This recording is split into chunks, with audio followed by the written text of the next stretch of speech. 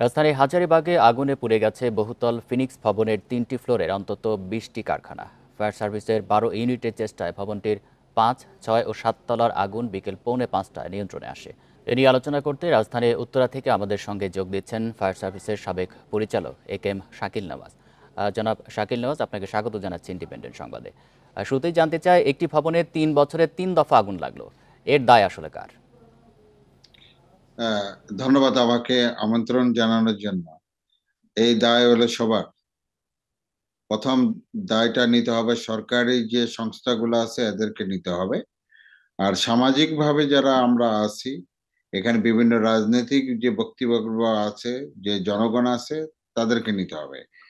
এখন আসা যাক যে সরকারের যে বিভিন্ন সংস্থাগুলো আছে, হাউ এটা ফিনিক্স ভবনে কেমনে ব্যবসা করে আসতেছে। কারণ 2014 থেকে শুরু হয়েছে, প্রথম আগুন ধরেছিল, তারপরে 2023, তারপরে এখন। এটা একটা হলো এমন একটা জায়গা যে হাজারীবাগের জায়গাটাই হলো আপনার রাস্তা দিয়ে এখানে কেউ যেতে পারে না। তো এরকম একটা জায়গায় যদি আপনি কেমিক্যাল নিয়ে ব্যবসা বাণিজ্য করে, এটার যে দায়বদ্ধতা সিটি কর্পোরেশন নিতে হবে, ডিসি অফিসকে নিতে হবে, ফায়ারকে নিতে হবেই। কারণ ওই আগুনে আপনি যুদ্ধে যে যদি বলেন যে আমি সনাতন পদ্ধতিতে বা করতেছি, you'll have to cut a certificate. Why didn't you identify the hazard area? আপনি যদি তাহলে এটাকে আইডেন্টিফাই করতে পারেন নাই কেন? তাদেরকে ব্যবসা বা বাণিজ্য বন্ধ করার ব্যবস্থা আপনারা করেন না কেন? তো এখানে সিটি কর্পোরেশন, আমি বলি ডিসি অফিস এবং ফায়ার এবং বিস্ফোরক অধিদপ্তর, এই চারটাকে জবাবদিহিতার ভিতরে নিয়ে আসতে হবে।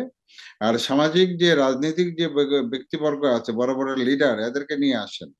এরাই কিন্তু দেশ পরিচালনা করে। এই অসভ্য, এই বর্বর, এদের জন্য বারবার হইতে থাকবে। এবং চাঁদাবাজি দেখবেন, চাঁদা এখান থেকে কিন্তু সবাই খাচ্ছে কিন্তু। তো এই পার্টি সবাইকে নিতে হবে। এই চাঁদাবাজ কোনো পার্টির সদস্য হতে পারে না। এই বিএনপি জানাবি বলেন। আরেকটি বিষয় আর একটু আপনার কাছে জানতে চাই, যে আমরা বরাবরই দেখে আসছি যে একটি করে আগুন লাগে আর অগ্নি নিরাপত্তা না থাকার বিষয়টি আমাদের নজরে আসে, কিন্তু কোনো কাজ হয় না। পরবর্তী আগুনে আমরা একই অবস্থা দেখতে পাই, যে সেখানে অগ্নি নিরাপত্তা ব্যবস্থা ছিল না। এটি কেন? দেখেন, আগুনকে নিভাইতে হলে পরে শুধু ফায়ারের উপরে দায়িত্ব দিলে পরে হবে না। আমি তো কয়েকটা সংস্থার কথা বললাম। এই চারটা সংস্থা যদি একত্রে না কাজ করতে পারে, ঢাকা শহরের কোনো বাপের বেটা নাই যে এখানে আগুন নিভায়।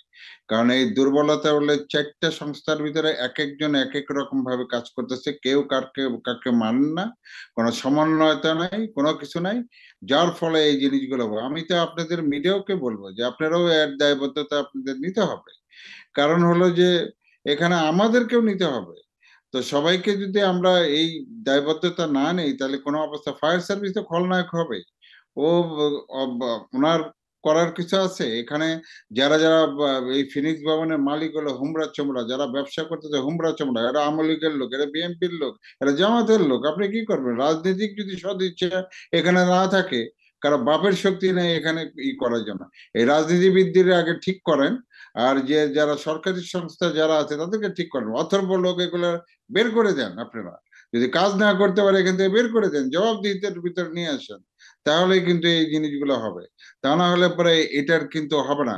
আর মালিকরে তো আপনি কি বলেন, ফিনিক্স ভবনে যে মালিক আছে এত হুমড়া চুমড়া লোক, আরে আপনি কি করবেন? আপনি 3বার আগুন লাগানোর পরে যদি সে, তাকে আপনারা কেউ কিছু করতে পারছে? কিছু করতে পারে না। এটা বাত্তির নিচে অন্ধকার। দেখবেন যে রসুনের গোড়াউলি সব এগুলার চাঁদা খাইতেছে সবার উপরে থেকে। আপনি কি করবেন? তো এদেরকে আপনি যদি রাজনৈতিক ভাবে আপনি এটা সলভ না করতে পারেন, তারপরে যে সরকারি যে প্রতিষ্ঠানগুলো আছে এদের বিরুদ্ধে সদিচ্ছা না আসে, এবং জনগণ যদি সচেতনতা না হয়, তাহলে আপনার এখানে কিছু করতে পারবেন না। হাজারীবাগের রাস্তাগুলো আপনার ছোট কেন? এখানে কেন লোক ঢুকতে পারে না? ওই এলাকার জনগণকে বলেন। তারা তো হাজার হাজার লাখ লাখ কোটি টাকার সমন্বয়ের কথা বলছিলেন, আমরা কিন্তু প্রতিটি ঘটনায় কিন্তু এটি দেখি যে সমন্বয় থাকে না। এতদিনে আসলে এই বিষয়টি সমাধান করা যায়নি। সরকারের পক্ষ থেকেও আসলে ব্যবস্থা নেওয়া কেন হয় না, বা ঘাটতি আছে কিনা তাদের উদ্যোগ নেওয়ার? যে প্রতিষ্ঠানগুলো তো রয়েছে, do they understand what is call fire? ফায়ারের যে এখানে যে বক্তব্য আমি শুনলাম, এটা আপনি যখন গ্রাউন্ডে যাবেন তখন বলতে পারবেন। এখানে কেমিক্যাল যদি হয়, এখানে বিস্ফোরক অধিদপ্তরে নিয়ে আসেন, সে কেমনে লাইসেন্স দিল? এখানে এখানে সিটি কর্পোরেশন আপনার ই দিল কেমন? আপনার ব্যবসার যদি আপনার এখানে চাঁদার যদি সবাই যদি আপনার ব্যবসার জন্য যদি আপনি লাইসেন্স দিয়ে থাকেন, আপনি কোনোভাবে এটা কন্ট্রোল করতে পারবেন না। আপনি এগুলো বন্ধ করেন, সামাজিক সচেতনতা হইতে হবে। রাজনৈতিক সদিচ্ছা ছাড়া কোনো কিছু হবে না। রাজনীতির সদিচ্ছা হলে পরে সরকারি সংস্থাগুলো এগুলা ঠিকভাবে কাজ করতে পারবে, তা না হলে পরে এটা কোনোভাবেই সম্ভব না। এবং কোঅর্ডিনেশন এটা নাই, শুরুর থেকে নাই। আপনি যে আর রাজনৈতিক এখানে সদিচ্ছার কথা বলছিলেন, আমরা সবাই চাই যে সেই রাজনৈতিক সদিচ্ছা হোক। আপনাকে অসংখ্য ধন্যবাদ দিচ্ছি আমাদেরকে সময় দেওয়ার জন্য।